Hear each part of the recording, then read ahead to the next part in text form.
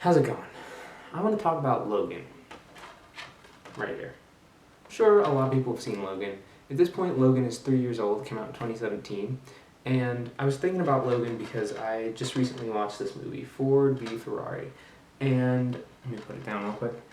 And James Mangold, I was thinking about other movies he's directed, and Logan came to mind. And if you remember, at the time when this came out, I've talked about this before, Logan was number 2 on my list of the best movies of 2017.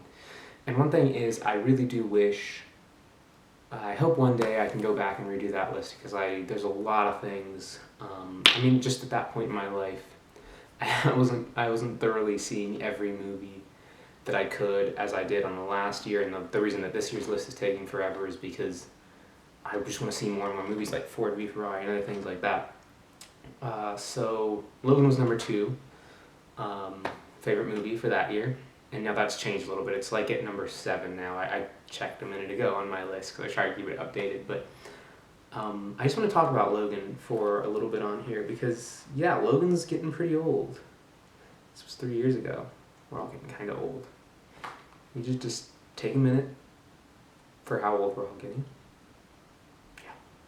And Logan, what's really interesting about it is I remember when it came out, I was still in high school. I went to see it with a bunch of my friends. We just kind of, one day after school, we were like, all right, we're going to go see Logan. And this was like the weekend it came out. I guess it was the Monday after that. We were all like, we're going to go see Logan. So we go there.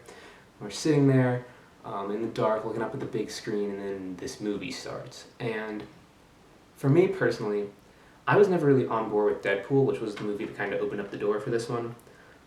In terms of being a rated R superhero movie, like that wasn't something that really connected with me. And I'm not the biggest Deadpool fan. Like I like Deadpool 2 a lot more than Deadpool, but yeah, never really liked that movie. And this one came along, and I really connected with this movie more. And it's just because I feel like it's more dark, which really connects with me. That I like to see the more dark and gritty superhero movies after, all the Marvel movies, which I really do love the Marvel movies. I obviously got my Captain America hat on here, but there's something about this, just seeing this and seeing how dark it was and looking up at that screen and being like, this movie is awesome. And it is awesome in like every sense of the word. And just going back and revisiting this movie, it's a really interesting experience because I'd forgotten a lot of things. Like Stephen Merchant is in this, and he's really good in here. And I still, back when this came out, when I saw this in the movie theater, I was like, Hugh Jackman deserves that Academy Award nomination for Best Actor, and he never got it. But he has it in my heart, that nomination anyway. And Patrick Stewart in here, he kind of deserved a supporting nomination, but that's a different story. But the thing about this movie is that the violence and everything, the action is so grounded that it's like this movie is taking place in the real world. And also, to add on to that, is the fact that the way that it deals with superhero content, I guess is a good way to put that, in the real world is like, it's believable. Like you could, if a superhero were to exist in the real world, it would be a lot like this. And going back and rewatching this movie, there were a few things that bothered me more than they did back when I saw it when I was like, a younger teenager. And it's just that the things that bother me, and I don't want to go on too long about them because I still think this is a great film. The things that bother me are, there's a couple side performances that I really was not into this time around. And also, I did feel like the story it's not as like different from a lot of other movies. Like it's kind of the same and it's kind of follows what you would expect. But that being said, those are really my only negatives with the movie. And this isn't like a traditional review in that I'm not going to be like telling you got to go out and see this, because I'm hoping most people have already seen this because it's a pretty popular movie. And I'm starting to realize, I watched this a couple days back. I wasn't originally planning to do a video about it, but this really is one of my favorite superhero movies. Like, it actually is. It's probably one of the best ones to come out since The Dark Knight, and that's really saying a lot because The Dark Knight is so popular and it's so good. But this movie, I just love how it's also a mesh between different genres. Like, there's a whole ton of Western content in here, and you can definitely see that in the movie. It's even self-referential in that way, because you do see a Western movie, Shane, playing out on screen in one scene. And the way that this movie ends, too, it's very reminiscent of something that you might see in a Western. And don't even get me started on the end. I think the ending is perfect. I really love the ending. I love the way that it's kind of nodding towards Logan's hope being restored, and also he's restored in himself. And I don't want to get too much into the ending, just in case you haven't seen this movie, which if you haven't, I just said it's one of, I think, one of the best superhero movies out there, one of the best Marvel movies. And it's pretty much, I think it's the best X-Men movie. Yeah. If I had to give a rating to it now, it would probably be a 9 out of 10. Back in the day, I said in my 2017 video that it was a 10 out of 10.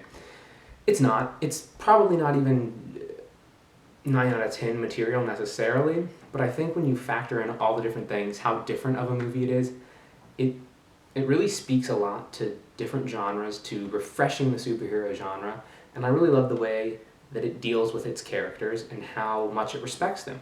And the screenwriting, like the script and everything, is so good too. I love the dialogue. I love the back and forth between Patrick Stewart and Hugh Jackman in here. They are really good. They have really great chemistry. And also, I just love seeing the path that these characters go on, their journey. They start out with just nothing. They are in utter despair. They have like absolutely no hope. The last bit of hope they have is being just shredded. And you really get to see them try and rebuild from there. They're basically starting with nothing and trying to work their way to some sort of better place. And this movie gives such a great sense of that. You really feel like the events in here almost could happen. And it's almost like these characters, they're people that you connect with, and when they're taking blows, you can feel it for them. You really feel it when it's happening. And yeah, I just wanted to say, Logan, 3 years on, it's still great. It's still worth watching. James Mangold did a great job with it, and the only thing about it is it should have gotten more Academy Award nominations and that kind of stuff, but it didn't, and that's okay, because it's a fantastic movie, and everybody knows it. But yeah, I just went on like a mini rant about Logan and how much I like it. Yeah, it's okay. It's a great movie. So Logan, if you've seen it, what'd you think about it? You can let me know. If you haven't seen it, like I said, go out and watch it. But yeah, that was just a little bit of talk about Logan. As far as other things go, I'm still working on the 2019 best of list, like I said. Maybe I'll do a worst of list, but it's taking a long time because there's so many great movies. My list for 2019 is going to be long. It's going to be really long. I have another review coming up that I'm planning, which I'm going to tell you is a review of a sequel to one of my favorite movies. And I'm going to try and maybe do that today too. And we're going to have a couple videos before the 2019 list. I'm going to try and make a few more if I have time, but 2019 list is coming. Sorry for the wait. I'm really excited to make it because I love so many of the movies on there, but it's really thorough. Like, remember what I said about 2017 when this was number 2 on that list? And I want to go back and do that because I loved a lot of movies in 2017. But yeah, I just went on a rambling session there. But yeah, anyway, thanks for watching, and I hope to see you around. So until next time, goodbye.